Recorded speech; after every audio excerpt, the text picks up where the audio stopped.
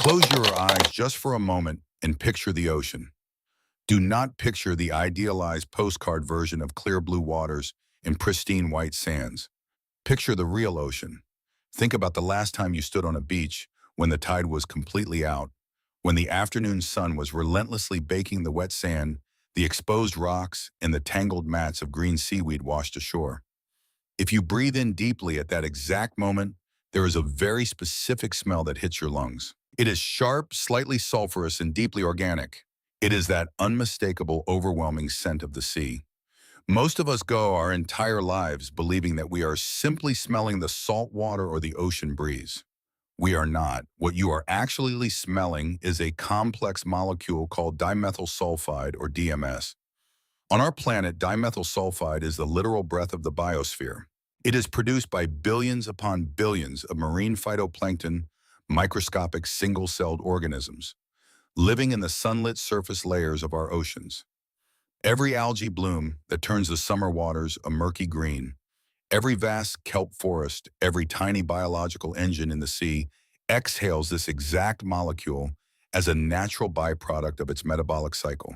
They release it into the water, it breaks the surface tension, and it evaporates into the atmosphere. On Earth, nothing else makes it in these quantities. Not violent volcanic eruptions, not massive lightning storms tearing through the sky, not the slow grinding of tectonic plates. In the atmosphere of our world, dimethyl sulfide means one thing and one thing only. It means life. It is the ultimate biological fingerprint, an undeniable chemical signature that something somewhere is alive. Now imagine that exact same scent, that sharp organic smell of the sea radiating from a world 124 light years away. We are looking deep into the constellation Leo at a planet cataloged by astronomers as K2-18b. It orbits a dim, menacingly red star. And in the thin, violent, churning atmosphere of this alien world, humanity's most powerful machine, the James Webb Space Telescope, has detected a ghost. It has captured the spectral signature of dimethyl sulfide. But what is truly staggering, that is not just the presence of the molecule, it is the sheer incomprehensible volume of it. The data suggests that this molecule is saturating the alien sky at concentrations roughly 10,000 times higher than anything found in Earth's oceans. If you could somehow stand on this world, the smell would be completely overwhelming. It would be the combined output of every ocean on Earth multiplied by 10,000, rising into a sky made of hydrogen, orbiting a star we can barely see with the naked eye. It is a planet that literally reeks of life. Welcome to the very edge of the greatest question humanity has ever dared to ask. Since the moment our ancient ancestors first looked up from their campfires and traced the patterns of the stars, we have been haunted by a singular, crushing question. Are we alone? In 1950, the brilliant physicist Enrico Fermi looked at the brutal mathematics of the universe. He looked at the sheer mind-bending scale of it. Our Milky Way galaxy alone holds anywhere from 100 billion to 400 billion stars. Most of those stars are now known to host planetary systems. Countless billions of those planets sit squarely in the habitable zone, the precise distance from their sun where temperatures allow liquid water to pool on the surface. By all laws of statistical probability, the universe should be a remarkably crowded place. It should be teeming with sprawling civilizations, echoing with radio signals, and buzzing with the thermodynamic exhaust of interstellar empires. And yet we hear absolutely nothing. We see nothing. We point our massive radio dishes at the heavens, and we are met with a heavy, oppressive silence. This is the Fermi Paradox, the terrifying contradiction between the high probability of extraterrestrial life and the absolute deafening lack of evidence for it. For decades, we have been screaming into the void, and the void has never once answered back. Every time we thought we found a whisper in the dark, a strange repeating radio burst a peculiar microscopic shape in a rock. From Mars, a weird anomalous gas on Venus. It eventually slipped through our fingers, dissolving into statistical noise or earthly contamination. The universe, it seemed, was dead. We were the sole, lonely custodians of biology in a cosmos of sterile rock and burning plasma. Until we built a $10 billion mirror of gold and beryllium, folded it into the nose cone of a rocket, parked it 1,000,000 miles from Earth, and pointed its unblinking eye at the dark. Discoveries that alter the fundamental course of human history rarely happen with dramatic explosions, soaring orchestral swells, or cinematic epiphanies. They usually happen on a mundane Tuesday, in a quiet climate-controlled room, when a weary scientist stares at a computer screen and mutters under their breath that something cannot possibly be right. It was April of 2025. Dr. Niku Madhusudan, a brilliant astrophysicist at the University of Cambridge, had been waiting for these numbers for months. His team was painstakingly analyzing data beamed back from the James Webb Space Telescope. They were looking closely at the atmosphere of K218b, a world classified as a sub-Neptune planet, sitting comfortably in the habitable zone of its host star. In 2023, the telescope's near-infrared instrument, NIR spec, had caught a fleeting whisper of something impossible, a chemical anomaly, the spectral fingerprint of dimethyl sulfide. But in the brutal, unforgiving arena of modern astrophysics, one single detection is nothing more than a rumor. It is not a fact. It is not a discovery. Instruments can glitch. Data pipelines can be corrupted by stray cosmic rays. Starlight can play cruel tricks on the lens. Science demands more than hope. It demands ruthless verification. So the Cambridge team waited. They waited for K218b to complete its orbit and pass in front of its star again. They waited for a second observation window. And this time they did not just look again with the same tool. They used an entirely different mechanical eye. They used MIRI, the mid-infrared instrument on the telescope. MIRI operates in a completely separate wavelength range. It has absolutely zero overlap with the first detection. Think of it like smelling smoke in your own house. You might doubt your own nose, thinking your mind is playing tricks on you.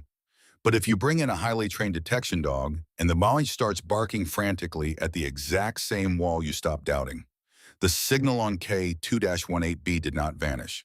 It appeared again.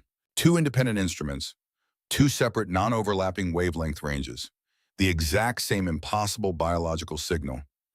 Madhusudan later described the moment with the careful, measured restraint of a scientist. He did not use hyperbole.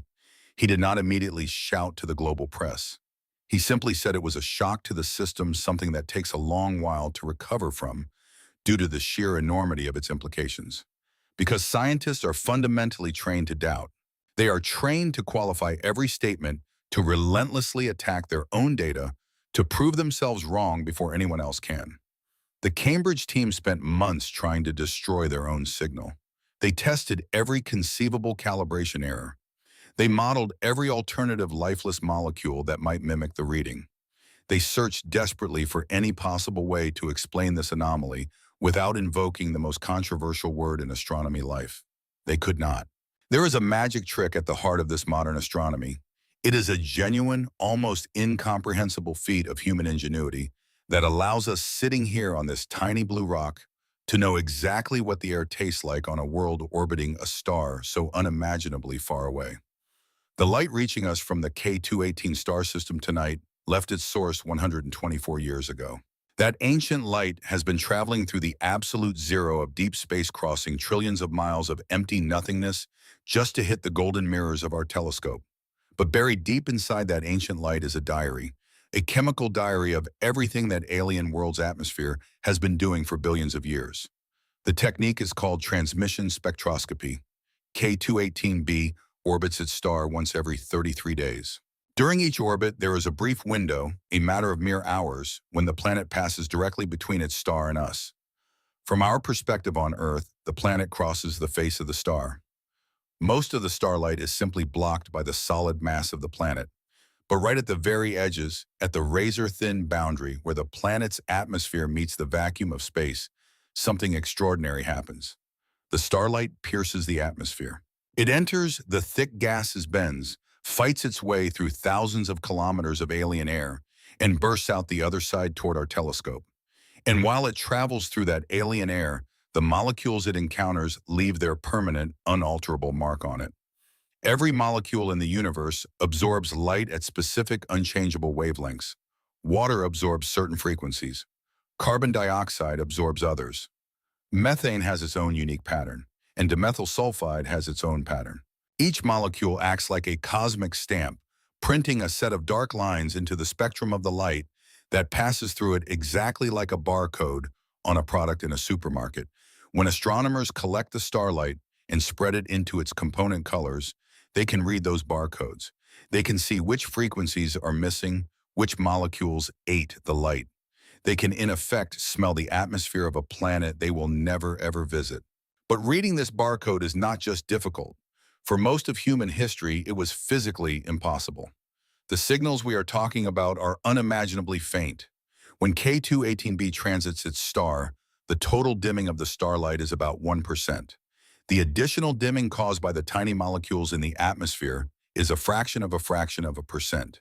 It is like trying to see a moth flying across a searchlight from 1,000 miles away through a dense fog bank. To detect it, you need a mirror large enough to collect vast quantities of ancient photons. You need an instrument cooled to within a few degrees of absolute zero so that its own thermal heat doesn't blind its sensors.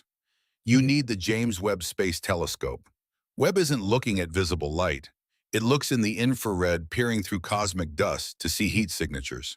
And when it turned its golden eye toward K218b, it found a planet that fundamentally breaks the rules of our own solar system. Humanity has a profound bias. We grew up in a very specific cosmic neighborhood, and so we assume the rest of the universe looks just like our street. In our solar system, planets come in two distinct flavors. You have the small, dense, rocky worlds, Mercury, Venus, Earth, and Mars. You can physically stand on them. And you have the gas giants, Jupiter, Saturn, Uranus, and Neptune. These are enormous balls of swirling gas and crushing pressure with no solid surface whatsoever. For decades, we thought those were the only two options the universe allowed. Then we launched space telescopes to hunt for exoplanets, and we realized how blindingly wrong we were. It turns out the most common type of planet in the entire Milky Way galaxy is something we don't even have in our solar system. Astronomers call them sub-Neptune. K218b is a sub-Neptune. It has a radius 2.6 times that of Earth and a mass 8.6 times greater. If you stood on the surface of a world with 8.6 times the mass of Earth, the gravity would violently pull at your bones, and the atmospheric pressure would crush you like a tin can at the bottom of the Mariana Trench. It is too massive to be purely rocky like Earth, but it is too small to be a true gas giant like Jupiter. Its density falls somewhere in a bizarre, chaotic middle ground, forming a planetary structure that scientists are still furiously arguing about today. And what lies beneath that crushing hydrogen atmosphere is the crux of the entire mystery. Because to understand if life can exist there, we first have to understand the monster that rules its sky. Most stars in the galaxy are actively trying to kill their planets, not through some violent, sudden cataclysm like a supernova, but slowly, relentlessly over billions of years through a constant punishing assault of radiation and electromagnetic fury. The star K218 is a red dwarf. They are the most common stars in the universe. They burn their fuel so slowly that they can live for trillions of years. But youth comes at a terrible cost. In their early lives, red dwarfs are extraordinarily violent. They erupt with stellar flares blasting out X-rays and ultraviolet radiation thousands of times more powerful than anything our sun produces. And here is the fatal paradox. Because red dwarfs are so dim and cool, their habitable zone, the area where water can remain liquid, is incredibly close to the star. K2-18b orbits its star at a distance of just 13 million miles. Mercury, the closest planet to our sun, is 36 million miles away. K2-18b is parked right in the firing line. Every flare is a potential killer. Every surge of X-rays can strip an atmosphere away, peeling the planet like an onion, until nothing is left but a dead, irradiated rock. Yet K2-18b has been taking this punishment for over 2 billion years, and its massive hydrogen atmosphere is still entirely intact. This fact alone is breathtaking. A planet that can maintain a stable atmosphere for 2 billion years in the face of a stellar assault is a planet that has the time and the stability required for chemistry to do something remarkable. On Earth, life crawled out of the primordial soup within 500 million years. K2-18b has had 2 billion years to experiment. But what exactly is brewing in that high-pressure cauldron? In 2021, Dr. Madhusudan imagined a type of planet that had never been formally described before. He coined a new term, the Hycean world. A Hycean world is a planet with a massive thick envelope of hydrogen and helium gas sitting directly on top of a global liquid water ocean. But this ocean is a nightmare of physics. Because the hydrogen atmosphere above, it is so unimaginably massive, Its sheer weight creates surface pressures perhaps 100 times greater than what you feel standing at sea level on Earth. Under that kind of crushing pressure, water stops behaving normally. Its boiling point is forced upward. It can reach temperatures near 100 degrees Celsius and still remain completely liquid. If you go deep enough, the pressure is so absolute that the water enters a supercritical state, a bizarre dense fluid where the physical distinction between a liquid and a wow completely disappears. It sounds like hell. But Madhusudan argued that Hycean worlds could be highly habitable. The deep oceans would be perfectly insulated by the thick atmosphere. Crucially, he made a prediction 4 years before the telescope looked at the planet. He stated that if biological life existed in a Hycean ocean, the molecules it produced, like dimethyl sulfide, would not be destroyed quickly in a hydrogen-rich environment. They would float up, accumulate, and saturate the sky until a telescope could see them. How could anything live in an ocean with no oxygen and no sunlight? We assume life needs oxygen because we need oxygen. But for the first 2 billion years of life on Earth, there was no free oxygen. To early life forms, oxygen was a lethal poison. On Earth, in the deepest, darkest, most oxygen-starved trenches of our oceans, anaerobic organisms called methanogens thrive. They do not breathe oxygen. They eat hydrogen gas and carbon dioxide, and they excrete methane as waste. K218b has an atmosphere completely choked with hydrogen and carbon dioxide. It is an infinite buffet for anaerobic life. And alongside the dimethyl sulfide, the James Webb Space Telescope detected massive amounts of methane. If an entire global ocean was teeming with methanogens and sulfur-eating microbes, the atmospheric exhaust would look almost exactly like the data we just downloaded. A living, breathing water world. A paradise in the dark. But beautiful ideas in science must survive violent contact with their critics. The critics of the Hycean hypothesis are brilliant planetary scientists, and they have built a terrifying case that K218b is not a water world at all. The argument begins with the albedo crisis. Albedo is a measurement of how reflective a planet is. In 2025, independent research teams ran the thermodynamic math. Because K218b sits incredibly close to its star, surrounded by an insulating hydrogen blanket, it must reflect the vast majority of the star's energy, a way to keep its surface cool enough for liquid water. The calculation came back with a number that stopped the scientific community in its tracks.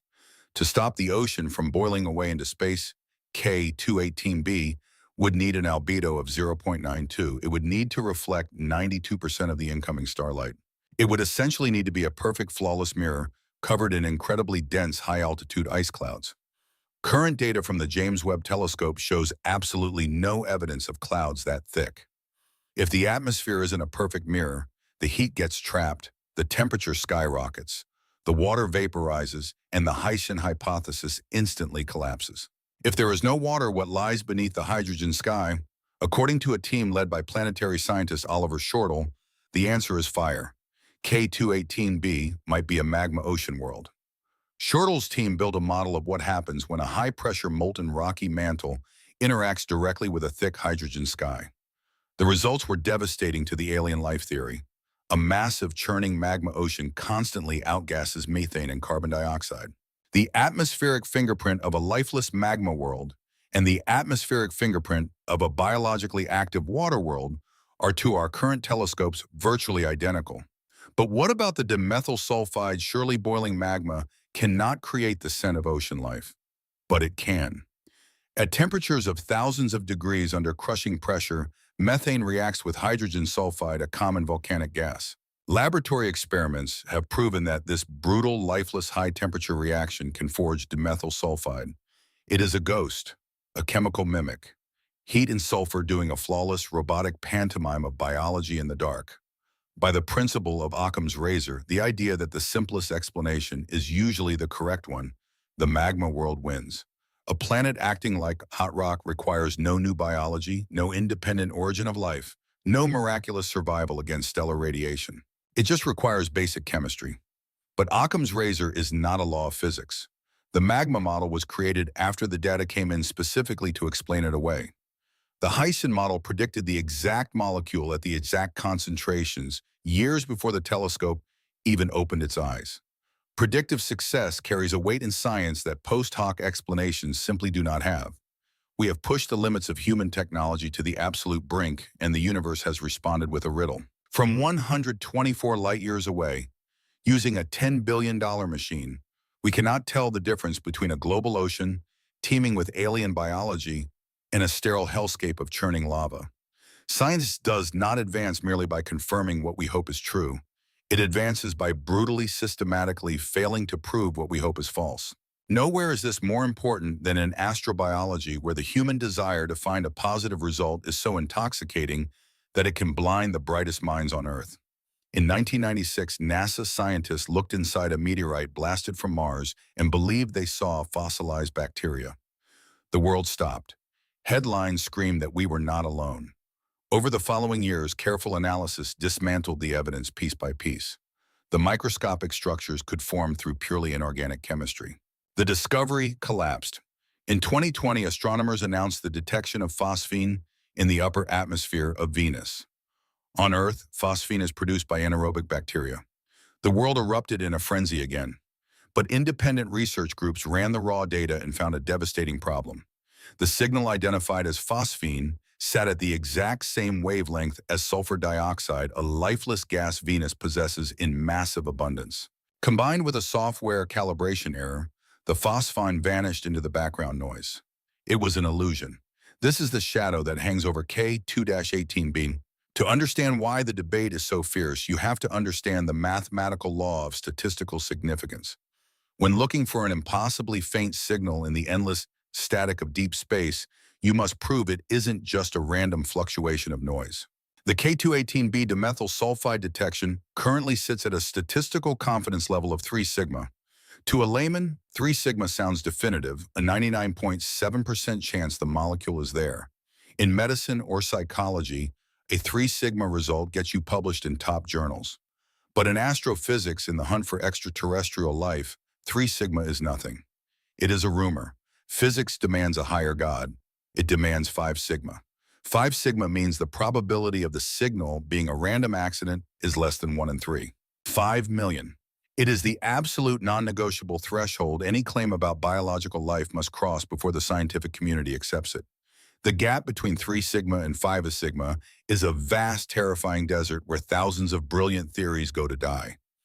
Astrobiologists have realized that hunting for a single magic bullet molecule is a trap. Every individual molecule has an abiotic escape route. The new strategy is to look for a biosignature, ensemble combinations of gases that fundamentally hate each other, gases that should react and destroy each other over time. If you find them existing together in massive quantities, it means something active is continuously pumping them into the air, fighting against the natural decay of chemistry. At K2-18b, we are looking at an atmosphere rich in methane, rich in carbon dioxide, devoid of ammonia, and saturated with dimethyl sulfide. It is the specific combination that makes the scientific hairs stand up on the back of the neck. Let us assume just for a moment that the signal holds, that the magma models are wrong, and there truly is an ocean hiding beneath the hydrogen sky.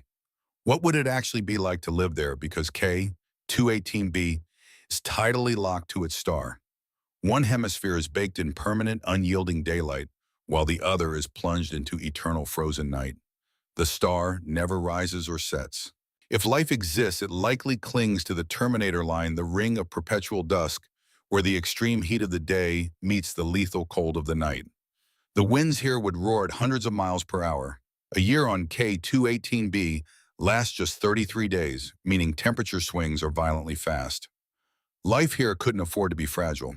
It would need to be the toughest biology the universe has ever forged, capable of blooming, reproducing, and hardening into indestructible spores within a single month. If we confirm life on K2-18, but one of the very first habitable zone planets we ever looked at closely, it forces humanity to confront a terrifying mirror. The history of human knowledge is a history of demotions. We learned we were not the center of the solar system, then that our sun was just one of billions, then that our galaxy was just one of trillions. But we always held on to one final belief. At least the spark of biology only happened here. If life is confirmed on K2-18b, that final belief shatters.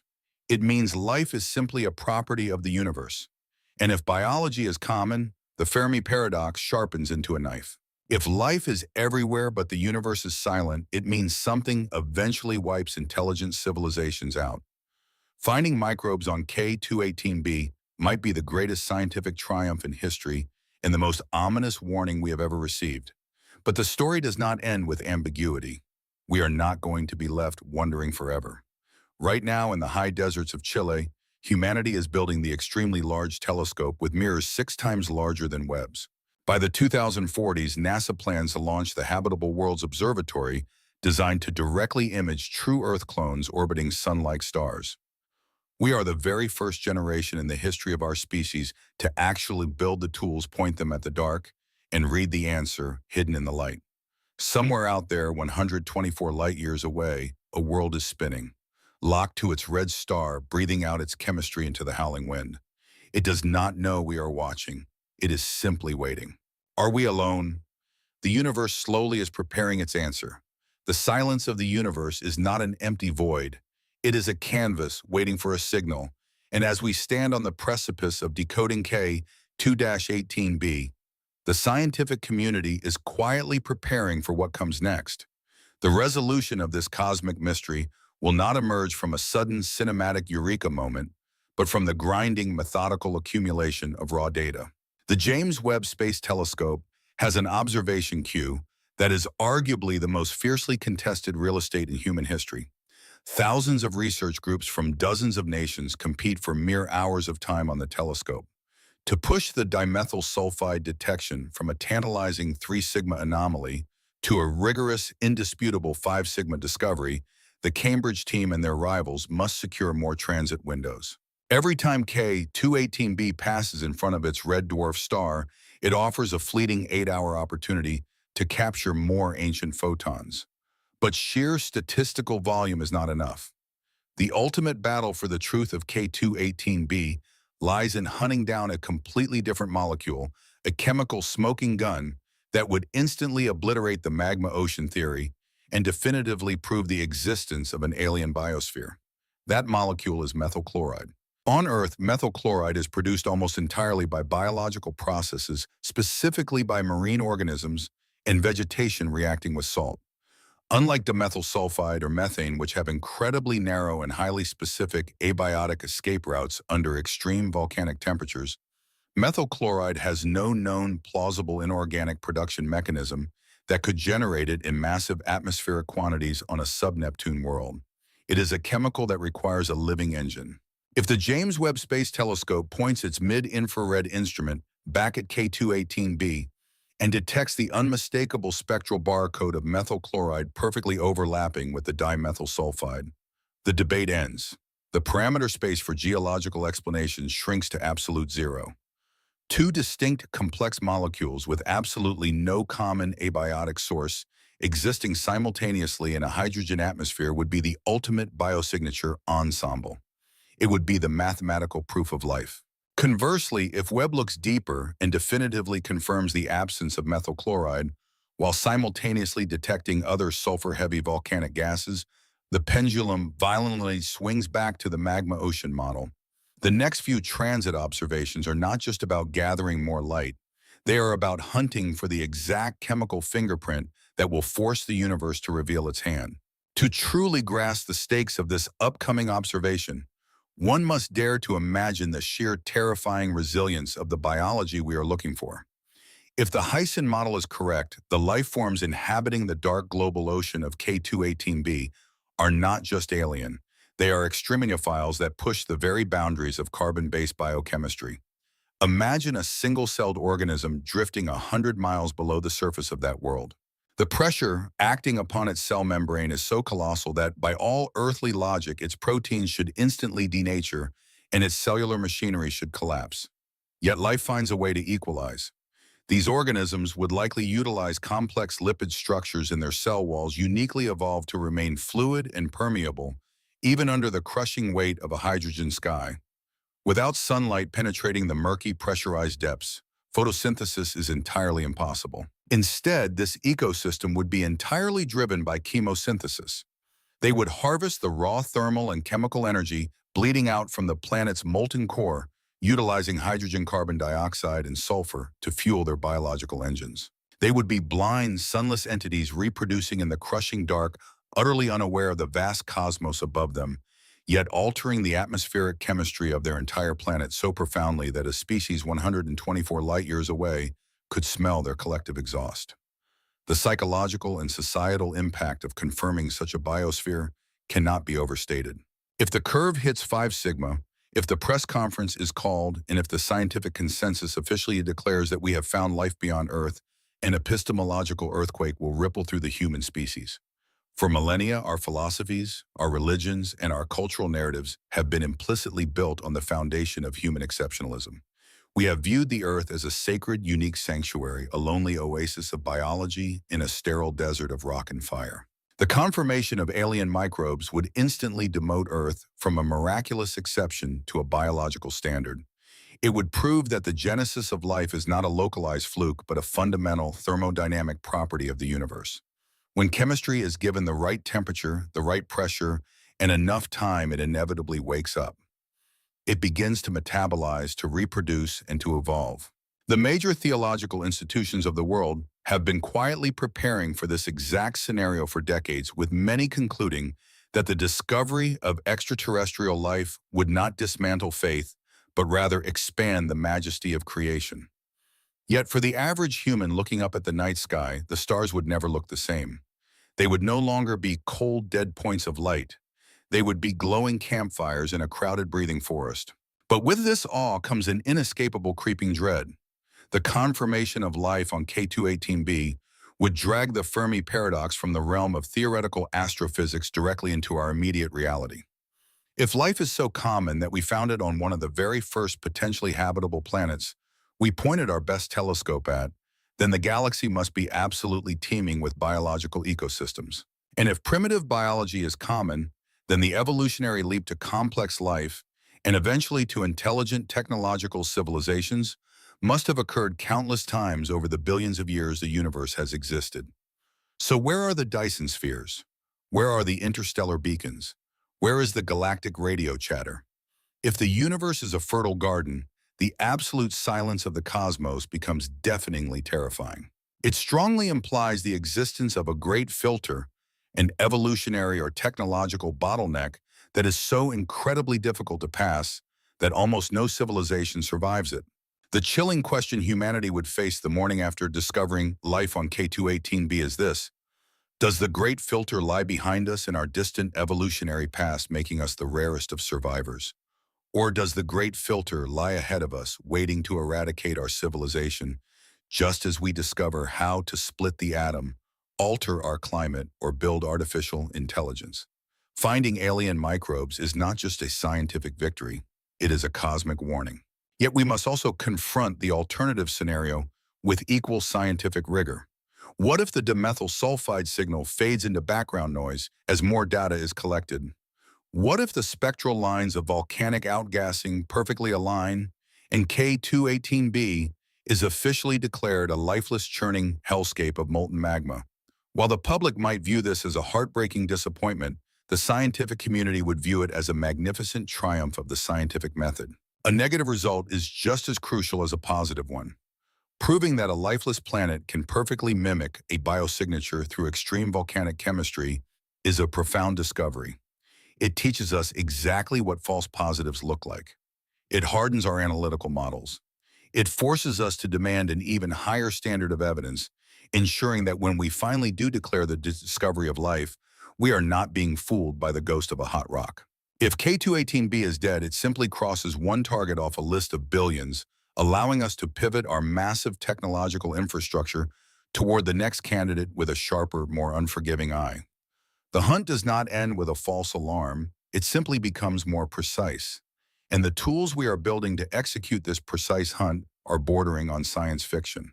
The James Webb Space Telescope, for all its revolutionary power, is essentially a general-purpose instrument that was designed decades before we even knew subneptunes existed. It is currently being pushed to its absolute physical limits to read the atmosphere of K218b. But the next generation of astronomical infrastructure is being purpose-built for one singular, uncompromising goal: finding a second Earth. By the year 2030, the extremely large telescope will open its colossal eye in the bone-dry, high-altitude deserts of the Chilean Andes. With a primary mirror spanning an astonishing 39 meters across, constructed from nearly 800 individual hexagonal segments, operating in perfect unison, it will gather 6 times more light than Webb. The ELT will have the resolving power to peer through the atmospheric distortion of Earth and analyze the atmospheres of rocky exoplanets orbiting nearby stars with terrifying clarity. It will strip away the ambiguity of blurry spectral lines isolating individual molecules with a precision that will make the current debates over K218b look like arguments over a blurry photograph. But even the mighty ELT is just a stepping stone toward the ultimate prize. Deep within the planning rooms of NASA engineers are laying the groundwork for the Habitable Worlds Observatory, a flagship mission targeted for the 2040s. Unlike Webb, which relies on the transit method, waiting for a planet to pass in front of its star, and measuring the filtered light, the Habitable Worlds Observatory is designed for direct imaging. It aims to take a physical picture of an Earth-sized planet orbiting a sun-like star. To do this, it must overcome an optical challenge equivalent to trying to photograph a firefly buzzing around a military searchlight from thousands of miles away. The host star is billions of times brighter than the tiny dim planet orbiting it. To solve this, the observatory will employ a piece of technology known as a coronagraph, or incredibly a giant star shade, flying tens of thousands of miles entirely separate from the telescope itself. This massive, meticulously shaped shield will maneuver itself perfectly into the line of sight, physically blocking the blinding glare of the host star while allowing the incredibly faint light reflecting off the planet's atmosphere to reach the telescope's sensors.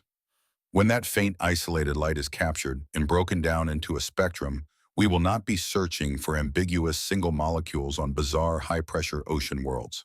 We will be looking for the holy grail of astrobiology, a true Earth analog. We will be searching for the simultaneous massive presence of oxygen and methane, a thermodynamic disequilibrium so profound that nothing short of a raging global biosphere could maintain it. We will look for the specific spectral signature of chlorophyll, the chemical pigment that powers photosynthesis, causing the light reflecting off the planet's surface to exhibit a distinct red edge. And we will look for the atmospheric scars of industrialization, the synthetic chlorofluorocarbons that can only be forged by a species that has learned to manipulate chemistry on a planetary scale. The Habitable Worlds Observatory will inherit the philosophical and scientific groundwork currently being laid by the grueling, controversial, and brilliant debates surrounding K218b. In the end, the story of K218b is not just about a distant red dwarf star, a churning hydrogen atmosphere, or a heavily contested spike on a graph of infrared light. It is a story about the audacity of the human spirit. For the vast majority of our species' existence, the night sky was a terrifying, incomprehensible dome, a canvas for myths and gods. We were trapped by a gravity blind to the true scale of reality, huddled around our fires in the dark. In the span of a single cosmic heartbeat, a few short centuries, we have learned to forge glass and metal into enormous superconducting eyes. We have learned to hurl these eyes beyond the grip of our atmosphere, parking them in the freezing, silent void of Lagrange points. We have learned to capture ancient, exhausted photons that have traveled for 124 years, and we have learned to read the invisible atomic barcodes written inside them. We are a young, anxious, beautifully curious species, reaching our collective hands out into the absolute dark, desperately feeling for a pulse. Whether K218b turns out to be a magnificent living water world, exhaling the familiar scent of the sea into its alien sky, or a brutal, sterile sphere of churning magma, playing an intricate chemical trick on our sensors, the true victory lies in the fact that we are finally capable of asking the question with empirical rigor. The universe has been expanding in silence for 13.8 billion years. For the first time in the history of our small blue world, the cosmos is being watched by a species that refuses to accept that silence. As you stand on a beach on Earth, breathing in the sharp, sulfurous smell of dimethyl sulfide produced by the invisible microscopic engines of our own oceans, remember that this very same chemical blueprint might right now be riding the violent winds of a world beyond our solar system. The echo from the dark is faint, it is heavily contested, and it is shrouded in the brutal complexities of quantum physics and planetary thermodynamics. But the echo is there, the telescope is waiting. The data is downloading. The oldest question in the human heart is poised on the edge of an answer, and for the first time in history, we are finally listening. To fully grasp the magnitude of what is unfolding around the K218b data, we must project our minds forward into the exact sequence of events that will transpire if the 5 sigma threshold is unequivocally breached. The confirmation of extraterrestrial life will not arrive like a thunderbolt from a clear sky. It will not be a sudden cinematic transmission of prime numbers or an alien vessel casting a shadow over our cities. It will be a slow, agonizingly deliberate bureaucratic process shrouded in extreme secrecy, peer review, and the heavy burden of scientific responsibility. Imagine the weeks leading up to the announcement. The Cambridge team, having processed the latest transit data from the James Webb Space Telescope, stares at a statistical curve that refuses to collapse. The dimethyl sulfide signal, perhaps now joined by the undeniable asymmetric spectral fingerprint of methyl chloride, pushes past the realm of statistical noise and plants itself firmly in the territory of absolute certainty. The researchers do not celebrate immediately. They are terrified. They know that the moment they submit this paper, they are painting a target on their backs for every physicist, chemist, and planetary scientist on Earth. They submit the manuscript to a journal like Nature or Science under the strictest embargo. The peer review process that follows is not a polite academic discussion. It is a brutal, exhaustive inquisition. Independent referees sworn to confidentiality are given access to the raw data pipelines. They hunt for software glitches, instrumental artifacts, and obscure high-temperature volcanic reactions that could mimic the biological ensemble. They run the thermal models of the magma ocean theory through supercomputers, trying desperately to break the biological hypothesis. And they fail. The models hold. The molecules are there, the chemistry is fundamentally out of equilibrium. The universe, through the cold mathematics of spectroscopy, yields its greatest secret. As the publication date approaches, the embargo inevitably begins to crack. In the hyper-connected era of modern astrophysics, a secret of this magnitude exerts a gravitational pull that cannot be contained.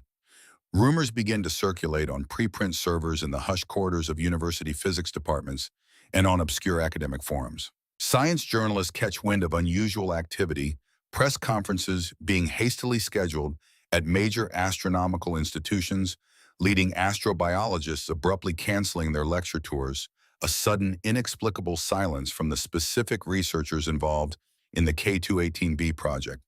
The tension builds into a suffocating crescendo, and then the day arrives. It will likely happen on a Tuesday or Wednesday morning. A press conference is broadcast live from a major scientific institution, perhaps the Royal Astronomical Society in London, or NASA, headquarters in Washington. The world stops. Stock markets momentarily pause. Global news networks preempt their regular programming. Billions of people stare at screens glowing with the feat of a scientist standing behind a modest wooden podium. The language used will be incredibly careful, stripped of hyperbole, laden with caveats about the nature of remote spectroscopy and the vast distances involved. But underneath the dry academic terminology, the core message will be unmistakable, echoing across the history of our species like a seismic shockwave. We have detected a robust, self-sustaining chemical disequilibrium in the atmosphere of K2-18b that cannot be explained by any known geological or inorganic process. We have found the signature of a biosphere. The morning after this announcement, humanity will wake up to a fundamentally altered reality. The sky above our heads will no longer be a sterile, terrifying void. It will be an ecosystem. The psychological shift will be profound, permeating every layer of human culture. For the average person walking to work, buying groceries, or looking out a window, the mundane routines of daily life will suddenly be framed against the staggering realization that we share this universe with other biological entities. It will be a moment of extreme cognitive dissonance. On one hand, nothing about our immediate terrestrial lives will have physically changed. The rent will still be due, political conflicts will still rage, and the earthly challenges of climate change and economic disparity will remain. But on the other hand, the philosophical foundation of our existence will have been permanently upended. We will be forced to internalize the fact that biology is not a miraculous, isolated phenomenon confined to a single pale blue dot, but a universal imperative, a naturally occurring consequence of stellar and planetary evolution. The existential loneliness that has haunted our species since the dawn of consciousness will be instantly cured, replaced by a profound, almost paralyzing sense of cosmic awe. In the immediate aftermath, the global scientific infrastructure will pivot with a speed and ferocity never before seen in the history of academia. The James Webb Space Telescope will be practically commandeered. Its observation queue, already planned out for years, will be ripped up and rewritten. Every available transit window for K218b will be booked, but the focus will also immediately widen. If life arose independently on K218b, a world so bizarre and hostile compared to Earth, it heavily implies that biology is incredibly tenacious. The astronomical community will launch an all-out assault on the atmospheres of every known exoplanet in the habitable zone of every nearby star. The TRAPPIST-1 system, with its 7 Earth-sized planets huddled around a cool red dwarf just 40 light-years away, will become the subject of obsessive round-the-clock scrutiny. Proxima Centauri b, our closest exoplanetary neighbor, will be targeted by every infrared and optical array capable of resolving its faint signature. Funding for astronomy, astrobiology, and space exploration will likely experience an unprecedented explosion. Governments that previously argued over fractions of a percent of their budgets for space science will suddenly find themselves in a new kind of space race, not a race to plant a flag on a dead moon, but a race to map the biology of the galaxy. The construction of the extremely large telescope in Chile will be accelerated, and the blueprints for the Habitable Worlds Observatory will be fast-tracked, heavily funded, and prioritized above almost all other scientific endeavors. As the years pass and the initial shock subsides, the scientific conversation will inevitably shift from the mere existence of this alien life to its fundamental nature.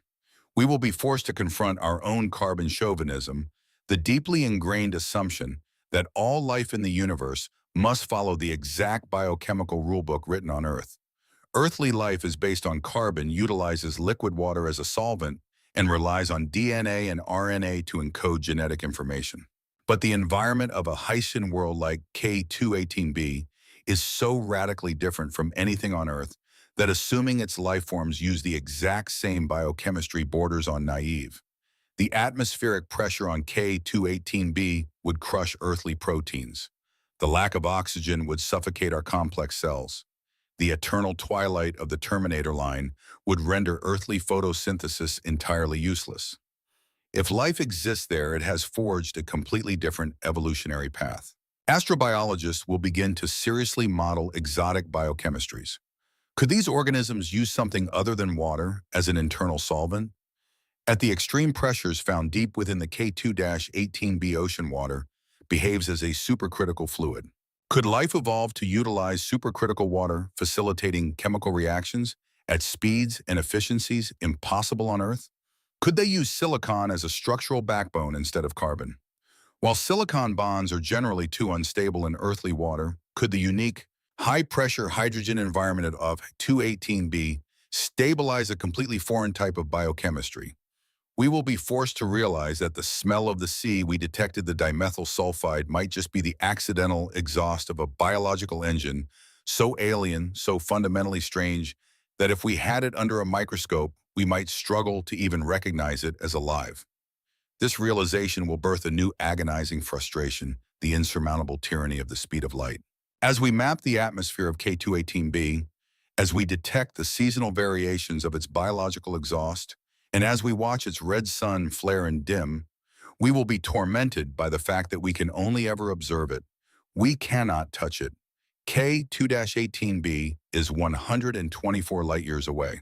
To put that into perspective, the fastest spacecraft ever built by humanity, the Parker Solar Probe, travels at roughly 430,000 miles per hour.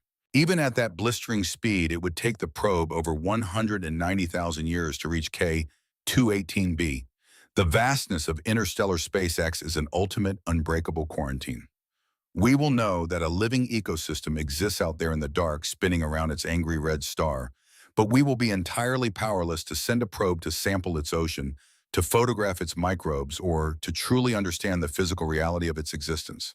We will be like a person locked inside a soundproof glass box, watching a magnificent, vibrant party happening on the other side of the city, capable of seeing the lights and the movement, but forever denied the ability to step into the room. This physical isolation will force a profound philosophical reckoning. We will have to accept that our relationship with the wider living universe will likely remain forever observational, mediated entirely by the ancient photons that happen to fall onto our mirrors. Yet humanity is fundamentally defined by its refusal to accept physical limitations. The confirmation of life on K218b will almost certainly catalyze a radical resurgence in the theoretical physics of interstellar travel. Projects that are currently viewed as fringe science or overly ambitious longshots will suddenly receive mainstream attention and massive military and civilian funding. The concept of the laser sail, championed by initiatives like Breakthrough Starshot, will move from the drawing board to the testing facility. The idea is to build a nanocraft, a spacecraft no larger than a postage stamp carrying a microscopic camera, a basic sensor suite, and a tiny radio transmitter. This nanocraft would be attached to a highly reflective, incredibly thin light sail.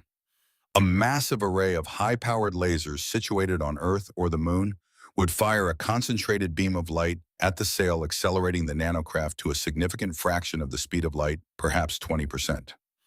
At that speed, a nanocraft could theoretically reach the Alpha Centauri system in 20 years and K218b in roughly 600 years.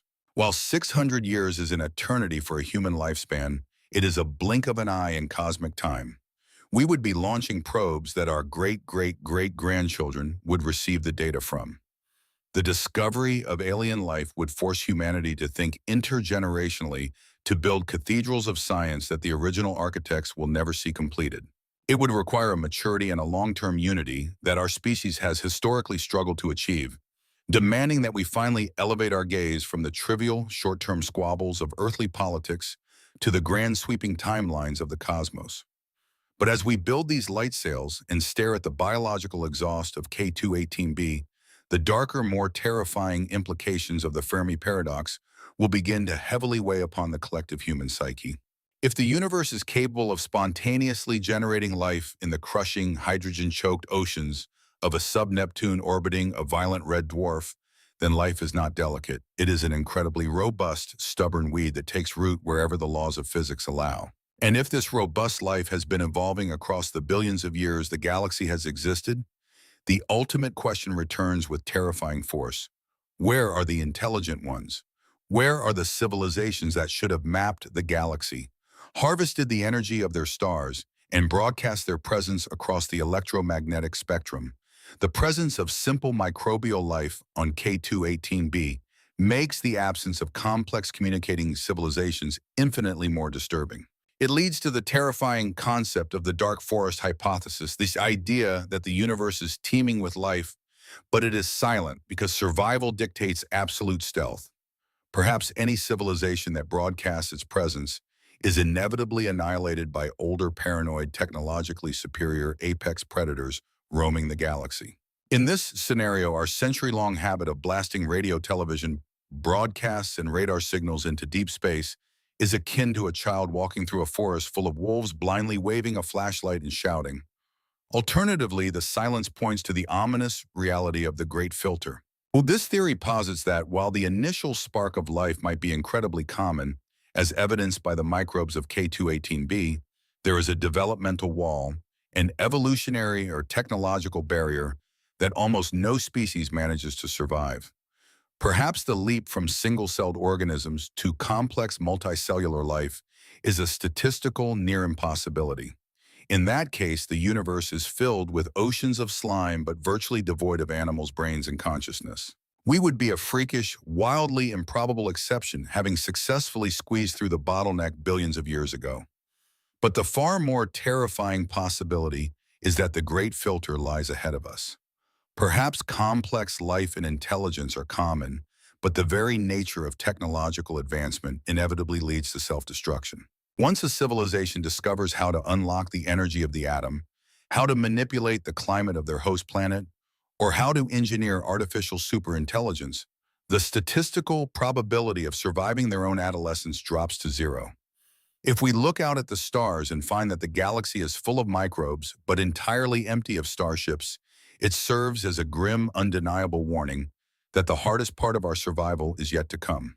The biological signature on K218b would be a mirror reflecting our own fragile mortality, a cosmic reminder that intelligence is not a guarantee of survival, but a loaded gun handed to an infant. These philosophical burdens will not remain confined to the ivory towers of academia. They will trickle down into the art, the literature, and the spiritual fabric of humanity.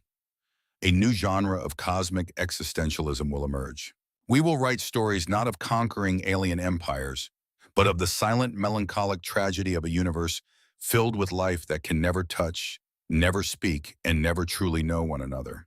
The world's religions will face their greatest theological adaptation since the realization that the earth revolves around the sun. For some, the discovery of life elsewhere will be a testament to the infinite creative power of a divine architect, expanding the boundaries of grace from a single planet to the entire cosmos. For others, it will accelerate the secularization of the human worldview, cementing the idea that we are not the chosen central protagonists of a divine narrative, but merely a highly complex arrangement of atoms in a universe that does not particularly care about our existence. Yet in this decentering, there is an immense, profound beauty. By stripping away our arrogance, we are forced to embrace a cosmic humility. We are forced to realize that the significance of human life does not come from being the only biological spark in the void, but from our unique ability to comprehend the void itself. The microbes floating in the dark oceans of K218b, blindly processing sulfur and hydrogen, do not know that they are part of a universe. They do not know what a star is. They do not understand the physics of their own atmosphere, and they will never build a golden mirror to look back at us. We, the flawed, anxious, aggressive, and incredibly curious primates of Earth, are the mechanism by which the universe has finally woken up and begun to understand itself. We are the cosmos made conscious. When we look at the dim red light of K218, we are not just observing a distant solar system. We are the universe performing an act of self-reflection. The discovery of life beyond Earth is not the end of the human story. It is the breathtaking conclusion of our infancy. It is the moment we finally open our eyes, look out of the crib, and realize that the house is full of breathing, living things. And while we may be separated from them by insurmountable oceans of time and space trapped by the unyielding speed of light, we are forever bound to them by the same fundamental laws of chemistry and physics. The dimethyl sulfide rising from our own oceans and the dimethyl sulfide rising from the terrifying high-pressure depths of K218b are written in the exact same atomic alphabet. We are different expressions of the exact same cosmic imperative. As the data continues to download, as the transits are meticulously recorded, and as the statistical curve slowly inches toward absolute certainty, we stand on the shores of a cosmic ocean, smelling the distinct, unmistakable scent of the sea, preparing to finally accept that we have never ever been alone.